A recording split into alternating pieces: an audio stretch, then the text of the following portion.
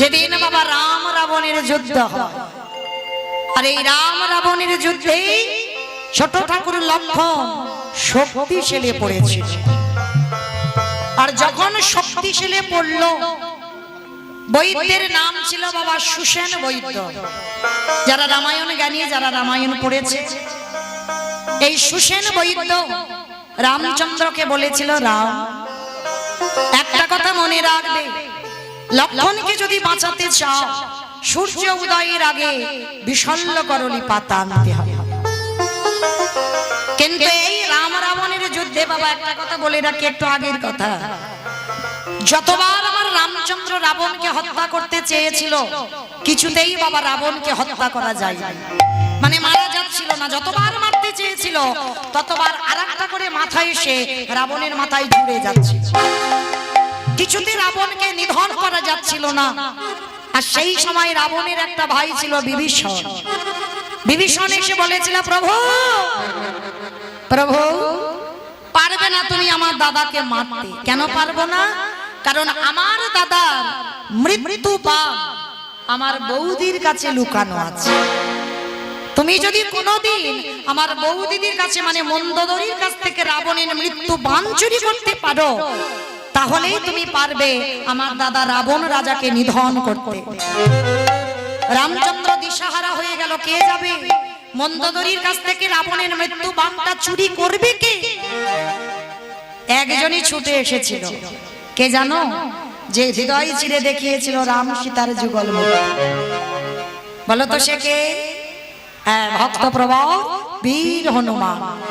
আজ পর্যন্ত জগতে কোন ভক্ত দেখাতে পারেনি বাবা হৃদয়ে রাম সীতা যুগলে বসে আছে, শুধুমাত্র ভক্ত প্রভুর বীর হনুমান দেখিয়েছিল। সেই হনুমান বলেছিল, প্রভু আমি যাব রাবণের মৃত্যু বাণ চুরি করতে। কি করে যাবে হনুমান? বলে, দেখো না প্রভু কি কায়দাটা আমি করি। হনুমান কি করেছে বাবা? একটা গণক ঠাকুরের রূপ ধারণ করেছে, মানে যারা ওই হাতটা দেখে, মানে জ্যোতিষী বলে, ওই গণক ঠাকুরের রূপ ধারণ করে এইবার আসছে কোথায়? মন্দোদরী মার কাছে। মন্দোদরী মার কাছে এসে বাবা ভিখারি সেজে এসেছে, দরজায় এসে বলছে, মা বাড়িতে কেউ কি আছো? ভিক্ষা আমি দেই। আর যেই না ভিক্ষাটা চেয়েছে, সঙ্গে সঙ্গে মন্দোদরী বেরিয়ে এসেছে। আর মন্দোদরী বেরিয়ে এসে দেখছে বাবা একটা বয়স্ক মানুষ। এ কি, আপনি কি করেন? বলে, দেখো আমি গণনা করে ফেলাই। গণনা? তাহলে আপনি বলতে পারবেন আজ আমার স্বামী যুদ্ধে গেছে, আজ আমার স্বামীর জয় হবে না রামচন্দ্রের জয় হবে? বলে, হ্যাঁ, কেন বলতে পারবো না? অবশ্যই বলতে পারবো। হনুমান প্রবেশ করেছে ছদ্মবেশে মন্দোদরীর ঘরে। প্রবেশ করে মাটির উপরে খড়ি পেতেছে, আর খড়ি পেতে বাবা শুধু একটাই লেখা উঠছে, রয়াকার। বারবার যখন রয়াকার নামটা উঠছে, মন্দোদরী প্রশ্ন করছে, বাবা ঠাকুর কি লেখা উঠছে, কি নাম উঠছে? বলে, মা অন্যান্য দিনে নামটা পুরু ওঠে, কিন্তু আজকের পুরোপুরি নাম উঠছে না, শুধু একটাই অক্ষর উঠছে, রয়াকার। যেই না রয়াকারটা বলেছে, মন্দোদরী একেবারে লাফ দিয়ে, তার মানে রয়াকারে রাবণ হয়। মন্দোদরী হঠাৎ করে বুঝতে পারলো রয়াকার উঠেছে মানে আমার স্বামী রাবণ রাজার জয় হয়। কিন্তু নারী জাতি বাবা যত শিক্ষিত হোক না কেন, একটু ঢিলা হবে। মনে মনে একবারও ভাবলো না রয়াকারে যেমন রাবণ হয়, রয়াকারে তেমন তো রাম হয়। হনুমান কি রাবণের রয়াকার লিখেছে? খেয়ে দিয়ে কাজ নাই। রাবণের রয়াকার লিখে নিয়ে রেখেছিল কার নামটা? রঘুপতি রামচন্দ্রের রয়াকার। আর যখন এই রয়াকারটা লিখেছে বাবা, মন্দোদরী বলেন, বাবা ঠাকুর আমি তো জানি আমার স্বামীর মৃত্যু হবে না, কারণ আমার স্বামীর মৃত্যু সর্বনাশ। এটা আমি কি করতে যাচ্ছিলাম? স্বামী যুদ্ধে যাবার সময় বারবার আমাকে নিষেধ করে দিয়েছিল যে কিছুতেই এই বাণটার কথা যেন কাউকে না বলি। সর্বনাশ। তাহলে এখন কি করব? এখন কি করা যায়? চিন্তায় পড়ে গেল। আর চিন্তায় পড়ে গিয়ে মনে মনে আচ্ছা একটা কথা বলি মা, এই যে মন্দোদরী যে কথাটা বলছে, সেই কথাটা বাবা আপনাদের আমাদেরও আছে। কারণ রাবণ রাজার মৃত্যু বাণটা যে লুকানো আছে মন্দোদরীর কাছ থেকে, হঠাৎ করে মুখ থেকে বেরিয়ে যাচ্ছে কেন? এইটাই সর্বনাশ। মনে রাখবে বাবা, আমার দাদা ভাইদের একটা কথা বলে যায়, যারা সংসার ধর্ম টর্ম করেছে, যারা করনি তাদের কথা বাদ দিলাম, যারা সংসার ধর্ম করেছো একটা কথা মনে রেখো, জীবনে সব গল্প কারোর কারোর জীবনে এমন এমন ঘটনা আছে যে ঘটনাটা কারোর কাছে বলা যায় না। ভুল করে কখনো খবরদার যেন বউদের কাছে বলে দিও না।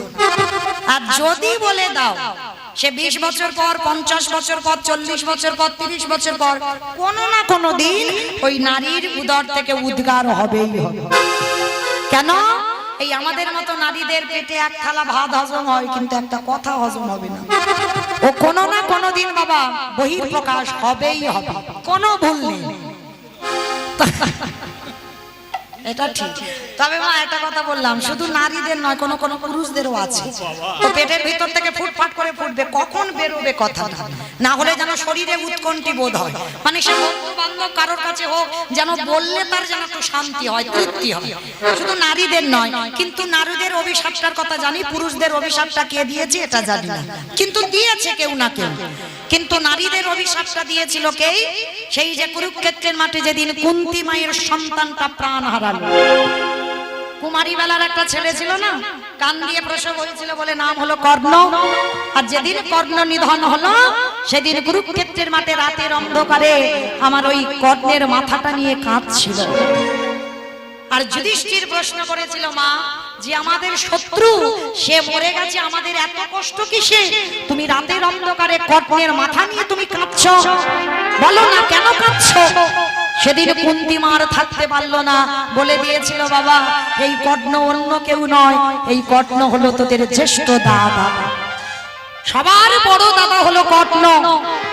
সমস্ত কথাগুলো যখন বলেছিল, তখন যুধিষ্ঠির মহারাজ অভিশাপ দিয়েছিল, মা সেই এতদিন তুমি যখন গোপনে রেখেছিলে, তোমার পেটে তো কথাটা ছিল, এতদিন যখন বলনি, আজকে যখন উদ্গার করে দিলে, আমি যুধিষ্ঠির মহারাজ অভিশাপ দিলাম, প্রত্যেকটা জগতে নারীদের পেটে এক থালা ভাত হজম হবে, কিন্তু কোনোদিন একটা কথা হজম হবে না, হবে না, হবে না।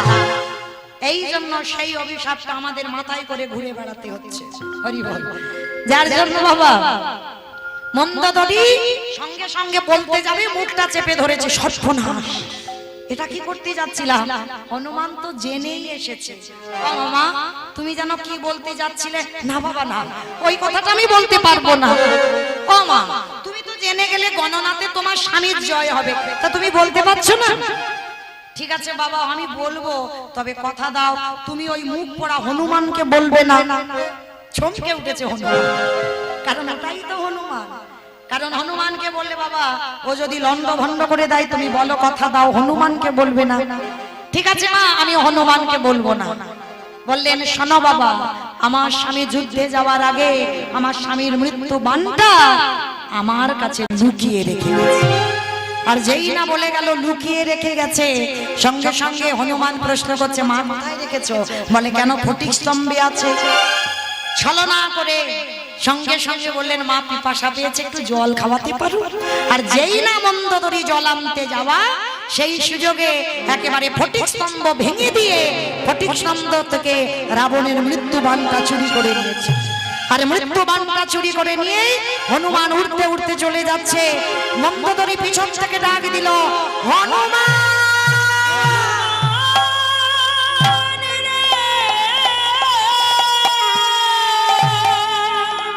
এই জায়গাটা প্রশ্ন এসে যায় বাবা, এই জগতের সংসারে মনে রাখবেন, মন্দোদরী পঞ্চসতীর মধ্যে একটা সতী। তাহলে যে সতী হয় সে তো জানে এ ছদ্মবেশে এসেছিল, জানে না, বুঝতে পারছে না? অবশ্যই বুঝতে পেরেছিল। তা সত্ত্বেও কেন রাবণের মৃত্যু বাণটা তুলে দিল? কারণ মৃত্যু বাণটা তুলে দিয়েছিল তার একটাই কারণ, যত তাড়াতাড়ি রাবণ ধ্বংস হবে তত তাড়াতাড়ি রাবণ মুক্তি পেয়ে যাবে।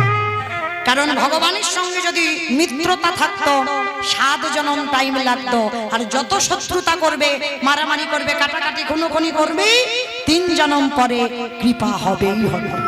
যেটা মন্দোদরী জানতো, যার জন্য স্বামীর মৃত্যু বাণটা তুলে দিল, যাতে রামচন্দ্রের হাতে আমার স্বামী নিধন হয়। আর নিধন হলেই আজকের আমার স্বামীর কৃপা হয়ে যাবে। তাহলে সেই রাম রাবণের যুদ্ধে লক্ষণ শক্তিশালী পড়ল। সুসেন মধ্যে বলেছিল বিষণ্ণ করলি পাতা আনতে হবে, যাবে কে? ভক্তপ্রভা বীর হনুমান। গন্ধমাদন পর্বতে গিয়ে বাবা পাতা চিনতে পারছে না কোনটা বিষণ্ণ করলি গাছ, একেবারে বাবা পাতাটা তুলে নিয়েছে। শুধু পাতা নয়, একেবারে পর্বত সমেত তুলে উঠতে উঠতে আসছে। দেখেছেন না মা ক্যালেন্ডারে একটা ছবি, হনুমান উঠতে উঠতে আসছে, এক হাতে পর্বত আর এক হাতে বাবা কি করেছিল? আসার পথে দেখতে পেল পূর্ব দিকে হতে সূর্য দেবে উদয় হতে যাচ্ছে। আর সুসেন বৈদ্য বলেছিল সূর্য যদি উঠে যায় তাহলে কিন্তু লক্ষণ বাঁচবে না। তার জন্য হনুমান, এই হনুমানের নাম হচ্ছে একটা বাবা হনু, আর সূর্যদেবের একটা নাম কি? ভানু। তো এই হনু আর ভানু দুজনে বন্ধু, আর যখন বাবা দুজনের নামের মতো একেবারে কাছাকাছি নয়, হনু আর ভানু। তো এইবার এই হনুমান ছোটবেলায় লাড্ডু বলে সূর্যকে গিলে খেয়ে ফেলেছে। তাহলে কত বড় বীর, কত বড় ক্ষমতা ছিল হনুমানে। সেই হনুমান উঠতে উঠতে গেল সূর্যদেবের কাছে, আর গিয়ে বলে উঠলেন, হে ভানুদেব, আমি হনু তুমি ভানু, এসো আজকে থেকে আমরা বন্ধু হলাম, এসো এসো আগেবার আমার হৃদয়ে এসো।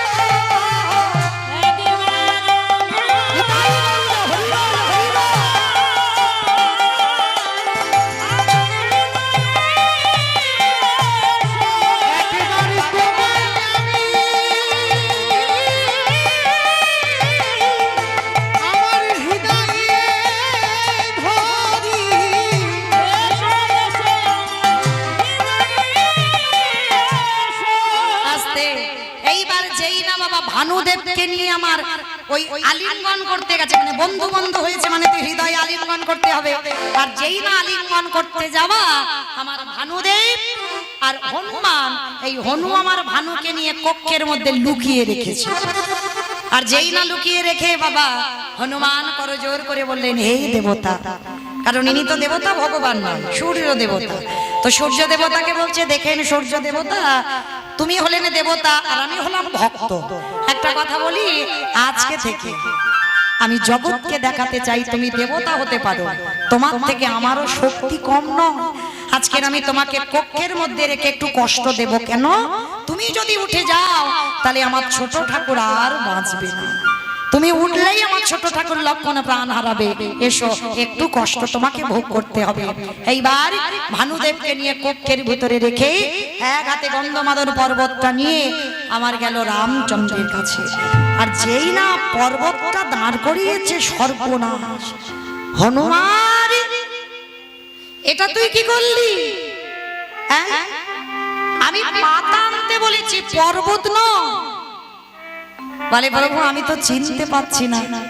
সুসেন বৈদ্য রামচন্দ্র উঠেছে, পর্বতে উঠে বিষণ্ণ করলি পাতা চিনি, পাতাটা ভালো করে নিগড়ে নিয়ে ওই রসটা নিয়ে আমার লক্ষণের বদনে দিচ্ছে। লক্ষণ যেই না বদনে দিল, প্রাণ ফিরে পেল। আর প্রাণ ফিরে পেয়ে আমার দাদা রামচন্দ্রের দিকে তাকিয়ে আছে। দাদা, ও দাদা, তুমি যদি মনে করতে তুমি তোমার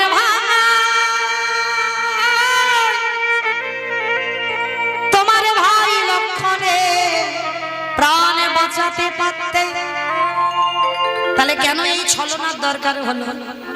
তখন আমার রামচন্দ্র বলেছিল, ভাই ছলনা আমি এমনি এমনি করিনি। ছলনাটা কেন করলাম জানিস?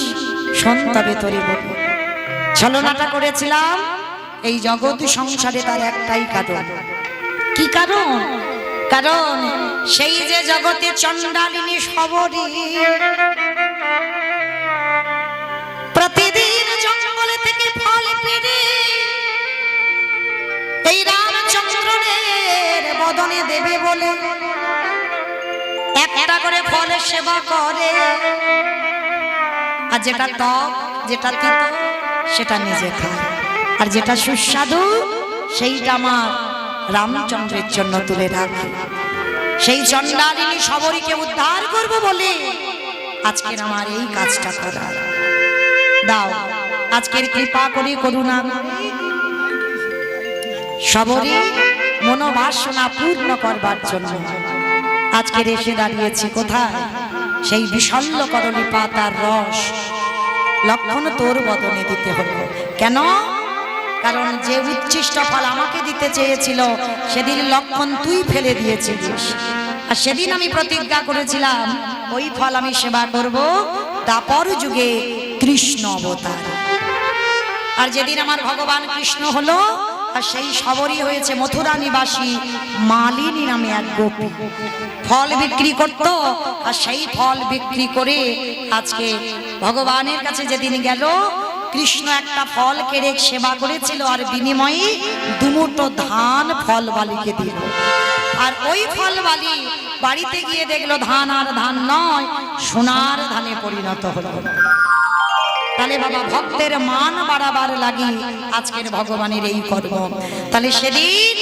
হনুমান যদি না থাকতো তাহলে লক্ষণ বাঁচত না মায়েরা আমরা তো মনুষ্য জীবনে এসেছি আমরা ভগবানকে ভালোবাসতে পারলাম না কিন্তু যারা পশু যারা পাখি পক্ষী কোলে জন্ম নিয়েছে তারা কিন্তু আমাদের থেকে হাজার গুণে বেশি আমার ভগবানকে ভালোবেসেছে দেখেন তার উজ্জ্বল প্রমাণ দিয়ে গেছে কুরুক্ষেত্রের মাঠে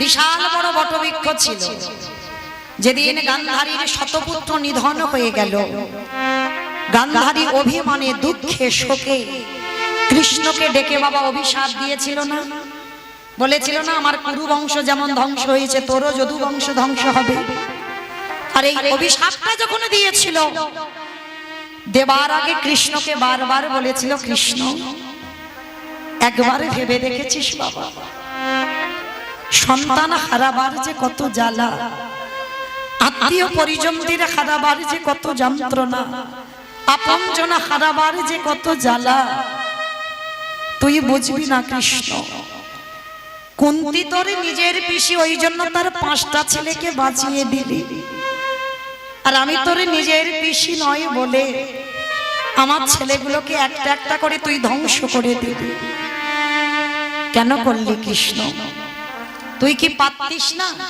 আমার একটা ছেলেকে কৃষ্ণ ভক্ত করতে বারবার কৃষ্ণকে দোষারোপ করছে ভগবান হেসে বলেছিল পিসিমা তোমার ছেলেদের মৃত্যুর জন্য তুমি আমাকে দায়ী করছো ভুল কথা বলছো তোমার ছেলেগুলো মরেছে আমার জন্য না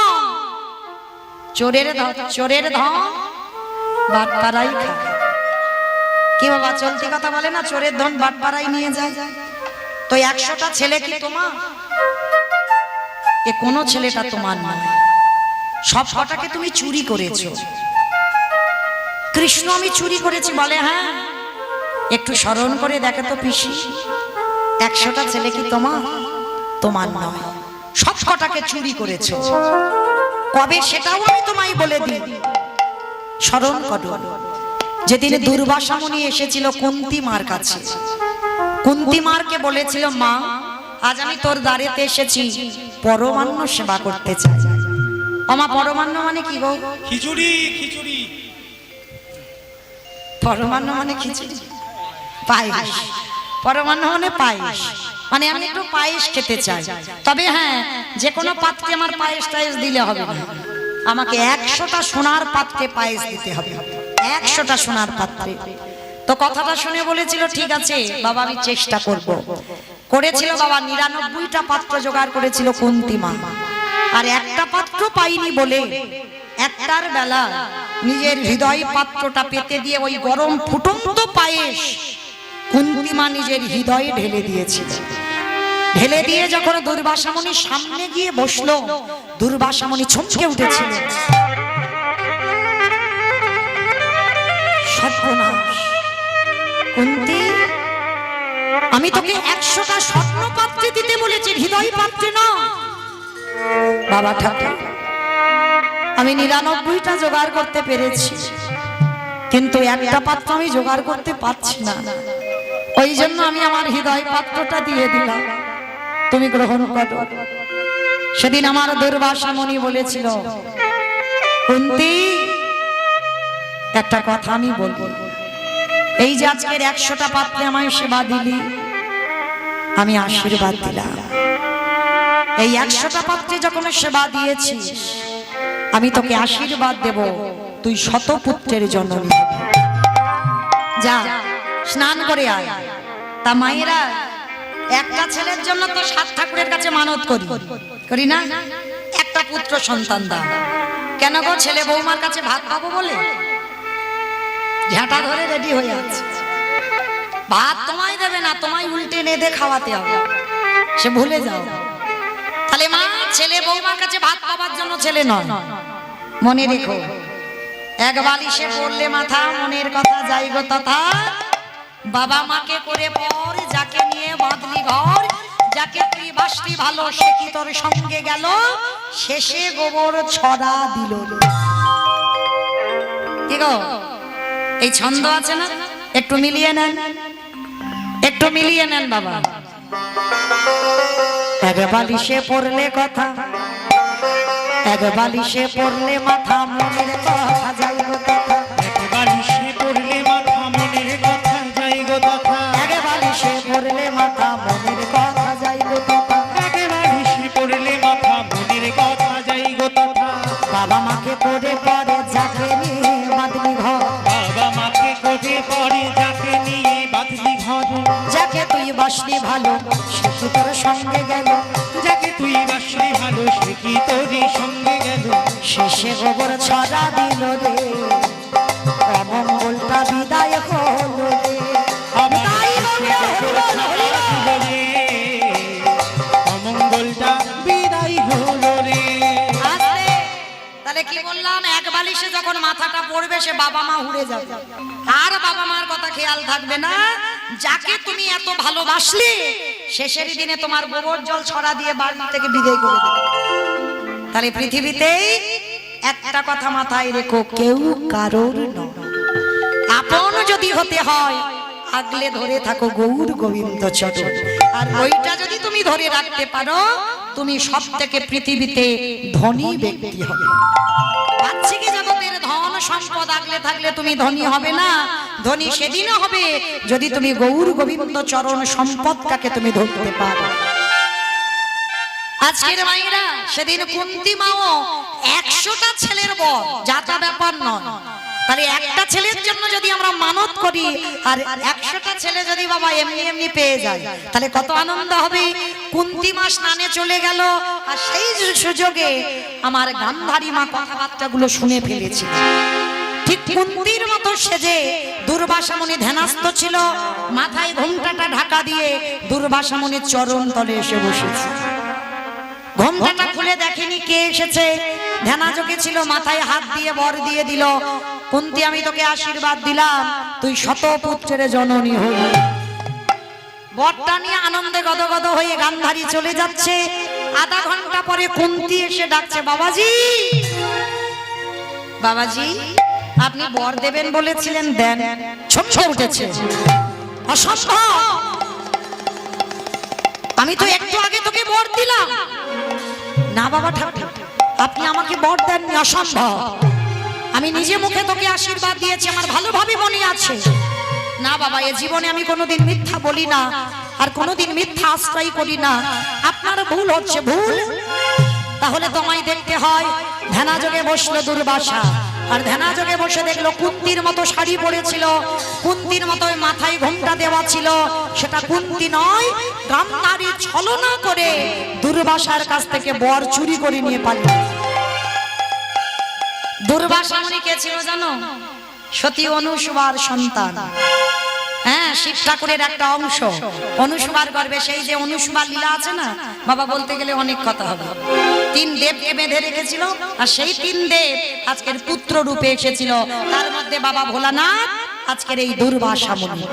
আজকের এই দুর্বাসা মুনি কি করেছে বাবা, একটা কথা যেটা বলে সেটাই হয়। রাগান্বিত হয়ে বলেন, ওরে অপদার্থ, তোর এত বড় স্পর্ধা, তোর এত বড় সাহস, তুই দুর্বাসার সঙ্গে ছলনা করিস, আমি তোকে ছেড়ে দেব না। এই মুহূর্তে আমি তোকে অভিশাপ দিলাম। 100টা ছেলের বর যেমন তুই চুরি করে নিয়ে গেলি, কুন্তির মাথায় হাত দিয়ে বলল, এই পৃথিবীর মানুষ জানবে তুই পঞ্চপুত্রের জননী, আর তোরই 5টা ছেলের হাতে ওই গান্ধারীর শতপুত্র একদিন না একদিন নিধন হবে হবে হবে। নিতাই গৌর হরি বল হরি বল। তাহলে মাই বাবাটা করে পাপ ছাড়ে না বাবাকে, ও সুদে আসলে ব্যাংকের টাকার মতো বাড়বেই বাড়বে, হ্যাঁ কমবে না বাড়বে। যার জন্য আজকের গান্ধারী কুরুক্ষেত্রের মাঠে 100 পুত্র ধ্বংস হয়ে গেল। কৃষ্ণ বলছে, পিসিমা তোমার পাপের ভরা পূর্ণ হয়েছে, যার জন্য আজকে তোমার এই দুর্গতি। ভেবে দেখো, তুমি কি শুধু এই অন্যায় করেছো? ভরি ভরি অন্যায় তোমার আছে। দেখো 108 জনম আগে মনে পড়ে তুমি একটা মাকড়সাকে টিপে মেরেছিলে, মনে পড়ছে? 108 জনম আগে। এই যে মনে করি বাবা, এ জীবনে আমি একটা অপরাধ করে ফেললাম, পাপ করে ফেললাম, সামনের জন্মে হয়তো ফলবে, গ্যারান্টি নেই। অনেকের কর্মের ফলে জন্মেও ভোগ করতে হয়, আবার হয়তো 10-20 বছর এইরকম এত জনম পরেও বাবা সেই অপরাধের বোঝা তোমাকে বয়ে বেড়াতে হবে। ঠিক গান্ধারীর 100টা ছেলে গেল কেন? 108 জনম আগে, 108 জনম আগে একটা অপরাধ করেছিল। অপরাধটা কি? এই গান্ধারী ধৃতরাষ্ট্র ছিল ব্রাহ্মণ, বাসর ঘরে শয্যায় শায়িত হলো, ফুলশয্যার ঘর, স্বামী স্ত্রী দুজনে পালঙ্কে যাবে, হঠাৎ দেখে না একটা মাকড়সা জাল বিস্তার করে আছে। ব্রাহ্মণী বলেছিল, ব্রাহ্মণ তুমি আমি যদি বিহারে যাই তাহলে মাকড়সা যে দর্শন করবে, মাকড়সাটাকে পেরে দাও। বাসর ঘরে যখন স্ত্রী বায়না করলো, স্বামী মাকড়সাটাকে পেরে দিল। আর যখনই পেরে দিল, মাকড়সার দেখবেন বাবা অনেক অনেক মাকড়সা, বড় বড় মাকড়সা, পেটে একটা ব্যাগের মতো থলি থাকে না সাদা মতো, ওইটা মাকড়সার ডিম। তা মাকড়সাটা গর্ভবতী ছিল, মাকড়সাটাকে পেরে দিল। ব্রাহ্মণী কি করেছিল? ওই পেটের মধ্যে থেকে থলিটাকে টেনে ছিঁড়ে নিয়েছিল, আর ছিঁড়ে নিয়ে বাবা মাটিতে যখনই আছাড় মারলো, ছোট্ট ছোট্ট ডিম বহিঃপ্রকাশ হলো। আর ওই ডিমগুলোকে নিয়ে ব্রাহ্মণী বাম পায়ের বৃদ্ধ আঙুল দিয়ে সেই ডিমগুলোকে একটা একটা করে মেরেছে। যখন মারছে, মাকড়সা কেঁদে কেঁদে বলেছিল, দয়াময় আমি তো কোনো অন্যায় করিনি, আমি তো কোনো অপরাধ করিনি, তুমি আমার খাট দিলে না, পালঙ্ক দিলে না, তুমি তোমার থাকার জায়গা দিয়েছিলে ওখানে, তাই তো আমি নিশ্চিন্তে ছিলাম। কিন্তু ওই ব্রাহ্মণী আমার সন্তানদের একটা একটা করে টিপে টিপে মারলো। তবে একদিন আমি যদি তোমায় ভালোবেসে থাকি, একদিন যদি মন প্রাণ দিয়ে তোমার ভক্তি ভরে রেখে থাকি, ওই ব্রাহ্মণীকে আমি ছেড়ে দেব না। ওই ব্রাহ্মণী আজ যেমন আমার সন্তানদের পৃথিবীর আলো দেখতে দিল না, আমার চোখের সামনে আমার সন্তানদের নিধন করে দিল, আমি ব্রাহ্মণীকে অভিশাপ দিলাম, কোনো না কোনো জন্মে ওই ব্রাহ্মণীর চোখের সামনে একটা একটা করে পুত্র নিধন হবে হবে হবে। ভগবান বলেছিল, তথাস্তু, এ জীবনে নয়, এ দেহে নয়, কোনো না কোনো জন্মে ওই গান্ধারীকে, যে ব্রাহ্মণী ছিল, ওই ব্রাহ্মণীকে কোনো না কোনো জন্মে সন্তান হারাতেই হবে। তাই তো আজকের কুরুক্ষেত্রের মাঠে গান্ধারীর এই পরিণতি। পিসিমা চুরি করা ধন চোরে নিয়ে গেল, এতে কান্নাকাটি করার কি আছে? ভুল করছো, আমাকে দোষারোপ করো না। তুমি মা হয়েছো বটে, মার মতো মা না। কি বাবা, জন্ম দিলেই মা হওয়া যায়? জন্ম দিলেই মা হওয়া যায় না, মার কর্তব্যগুলো পালন করতে হবে। শুধু ছেলেকে হরলিক্স কমপ্লান খাওয়ালাম, লেখাপড়ার ডিগ্রি তৈরি হলো, ছেলে তৈরি হয়ে গেল না। সকালবেলা ওঠো, ছেলেকে হাত মুখ ধুইয়ে বলো, গোবিন্দ চরণে একবার প্রণাম করি, ওকে শেখা পৃথিবীতে সবাই অনিত্য বস্তু, কিন্তু নিত্য বস্তু একজনই, সেটা হলো গৌর গোবিন্দ চরণ। ওকে ছোটবেলা থেকে শেখাও, অন্তত 1 পাতা করে যেন গীতা পাঠ করে, 1 পাতা ছোটবেলা থেকে। যেমন লেখাপড়ার, যেমন আপনারা হোমওয়ার্ক করেন, পড়াশোনা টিউশনি যে কাজগুলো দেন বসে বসে করান, ঠিক তদ্রূপ সামনে বসে ছেলেকে বলে, 1 পাতা অন্তত গীতা পাঠ করে আমায় শোনাতো বাবা। এই আধ্যাত্মিক চেতনা সন্তানকে জাগাতে হবে, তবেই তুমি মা হবার যোগ্যতা অর্জন করবে। মার মতো তুমি মা হবে যদি ছেলেকে একটু ধর্মপরায়ণ তৈরি করতে পারো, তাহলে জানবে তোমার জীবন জনম, এই নারী জনম তোমার ধন্য হয়ে গেল। নিতাই গৌর হরি বল, হরি বল, হরি বল। অকরুণ পুন বালয় অরুণ, মানে পুন শব্দের অর্থ হলো বাবা পূর্ব জনম। এই পূর্ব জন্মে সূর্যদেব একটা অপরাধ করেছিল, অন্যায় করেছিল, ভুল কাজ করেছে। সেদিন ভুলটা করেছিল কবে? সখীগণ বলছে পুন শব্দের অর্থ পূর্ব জন্ম। পূর্ব জন্মে তুই যে ভুল করলি, এ জন্মে রাধা গোবিন্দ ঘুমিয়ে আছে, সেই একই ভুল করছিস। তাহলে এই সূর্যদেব পূর্ব জন্মে যে ভুল কাজটা করেছিল কি গো, ঠিক তদ্রূপ আজকেরও লীলাতে আজকে সখীগণ বলছে ওরে সূর্যদেব, তুই পূর্ব জন্মে যে ভুল করেছিলিস এই জন্মে তুই সেই একই ভুল করলি। ওই জন্য বৈষ্ণব মহাজনেরা বলছে অকরুণ পুন বাহাল হরুণ উদিত মুদিত কুমুদ বাদন রে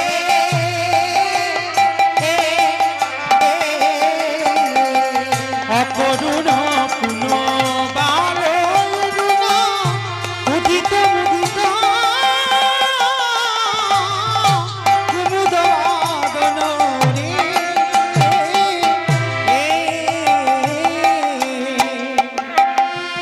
আবার চমকি চুম্বি সংসুরি পদ মিলিত সাধন সাজে। আর চমকি চুম্বি চুমচুরি কজ মিনিক সদন সাজে। ওরে বালকের সভা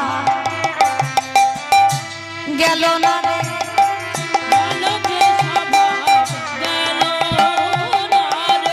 বলি ওরে ওরে ওরে ওরে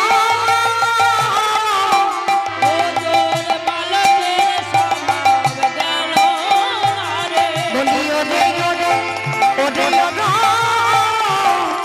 তোরে বালকের স্বভাব গেল না রে। আজকের বালকের স্বভাব গেল না। আজকে সেই অরুণ, আজকের অরুণকে উদয় হতে দেখলে আমার সখীগণ দেখে বলছে রাধে এবার তুই যা, আর অমন করে ঘুমাস না, তুই ঘুমালে কি আর হয়? এবার কি জানি সজনী রজনী ঘু ঘু ঘন ঘোষিত ভর রে।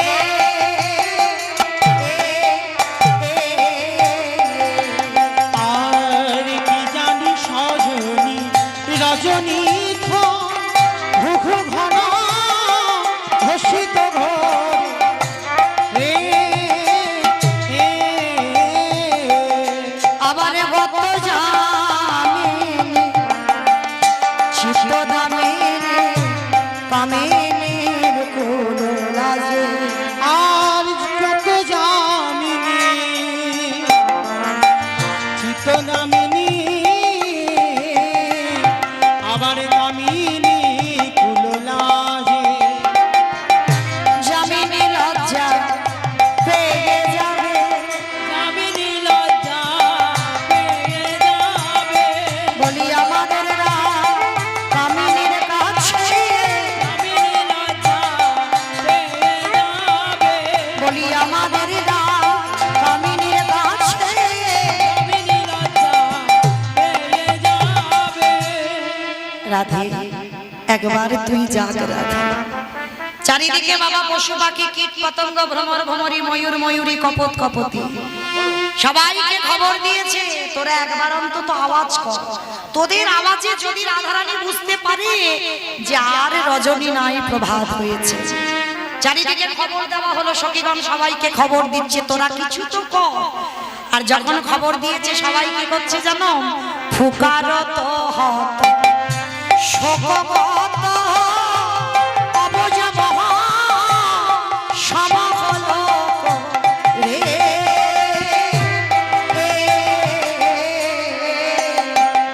আরে ফুকারত হত শোক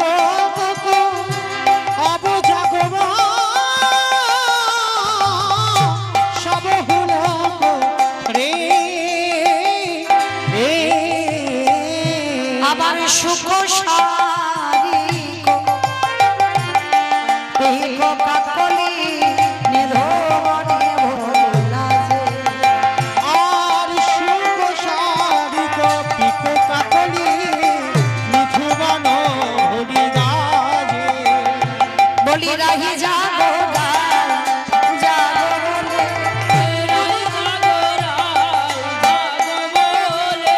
বলি আর তো নিশি নাই সবে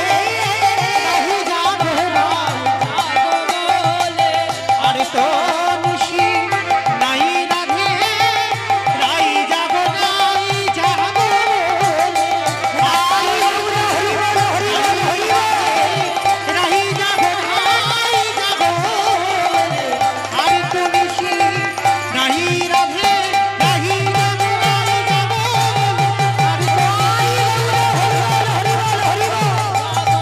আরে তো নিশি নাই রাই যাব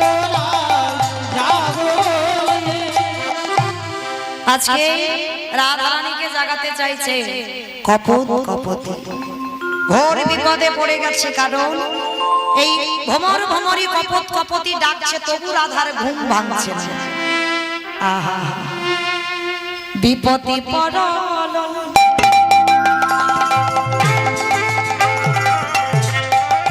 যুবতী বৃন্দ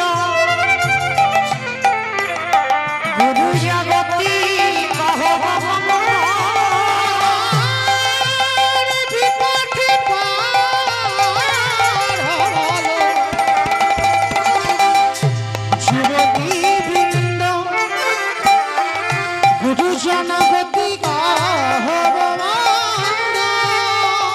আজি জগদানন্দ সরস বিরাস রসবতী রসিয়া আমার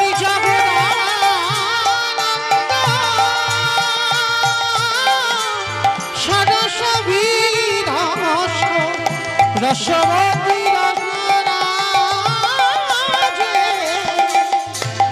আজকের বাবা জগদানন্দ লীলার পাশে দাঁড়িয়ে রাধারানীকে কত চেষ্টা করছে জাগাবার জন্য পারছে না মাই রাইধনীকে জাগাতে এমন সময় কপত কপতি বসে বসে ডালে ডাকছে পুরুষ পাখি আর স্ত্রী পাখি বাবা আজকে এই জগৎ সংসারে পশু পাখিরা তারাও ভগবানকে ভালোবেসেছিল আজকের ডালে বসে কপত কপতি দুজনে বসে আছে কপত ডাকছে না কপতি ডাকছে এইবার যেই না ডাকছে কপদে বলছে কপতি গো তুমি যদি নারী জাতি হয়ে থাকো নারী জাতি হয়ে থাকো নারী হয়ে নারীর বেদনা কেন বোঝো না রাধারানী যে সুখের নিদ্রায় আছে কপতি যদি তুমি সত্যি ভালোবাসো রাধারানীকে তাহলে কেন এত কষ্ট দিচ্ছ কেন এত যন্ত্রণা দিচ্ছ কেন এত জ্বালা দিচ্ছ তুমি জানো না সুখের নিদ্রা ভঙ্গ হয়ে যাবে আবার বাদীর ঘরে যেতে হবে কেন এত কষ্ট দাও যখন বারবার বলছে কপতি বলছে কপতি গো হাজারবারও যদি তুমি নিষেধ করো তথাপি আমি ডাকবো কেন আমি নারী হয়ে জানি নারীর কষ্ট কতটা কি গো মাইরা একটা পুরুষ পুরুষের বেদনা বোঝে কিন্তু একটা নারী একটা পুরুষ নারীর বেদনা বোঝে না যে নারীর বেদনাটা কতটা তো আজকে একটা নারী হয়ে মানে কপতি মানে নারী পাখি তার নারী হয়ে রাধারানীর কষ্টটা তো বোঝে যদি জেগে যায় গোবিন্দ চরণ ছেড়ে চলে যেতে হবে তাই আমি ডাকবো তুমি হাজার নিষেধ করলেও কারণ তুমি হলে দুদিনের পতি কি গো মাইরা মাথায় রেখে দাও জগতে দুই পতি হয় এক হলো ইহ জগতের পতি এক হলো আমার জগৎপতি প্রত্যেকটা নারীর একটা আমাদের শুধু আমার নয় আপনাদের নয় এই যে অগ্নি সাক্ষী করে বিয়ে করেছো আচ্ছা বলো তোমার সরাসরি কি স্বামীকে বিয়ে করেছো আগে ভগবানের সঙ্গে তোমার বিয়ে হয়েছে যদি কোনো পুরোহিত থাকে জিজ্ঞাসা করে দেখবে কোনোদিন তোমার স্বামীর সঙ্গে আগে বিয়ে হয়নি তাহলে প্রত্যেকটা নারী জাতির দুটো করে পতি এক হলো জগৎপতি আর এক হলো ইহ জগতের পতি আর ইহ জগতের পতি যতদিনে তোমার জীবন যৌবন থাকবে যতদিনে তুমি দিতে পারবে ততদিন ভালো। মানে কোমর যতদিন তোমার সোজা থাকবে, আর কোমরটা একটু নিচু হয়ে যাক, লাঠি ধরে ধরে হাঁটবে, এইবার স্বামী তোমাকে ধরে ধরে নিয়ে যেতে হবে, আর সে ভালোবাসা থাকবে, জানালা দিয়ে উড়ে যাবে পুরুত করে, আর থাকবে না। তাহলে ভালো যদি বাঁচতে হয় আমার জগৎপতিকে ভালোবাসো। ইহ জগতের পতি হলো এই দুদিনের পতি, তোমার জীবন যৌবন থাকবে, তোমার পতি থাকবে, আর যেদিন যৌবনে চলে যাবে তোমার পতিও চলে যাবে। তাই কপতি বলছে, হে কপ তুমি চলে যাও, কিন্তু আমি রাধা রানীকে ডাকবো কেন? আমি জানি ওর বেদনাটা কোথায়। এইবার কি করছে জানো? দশ দিশ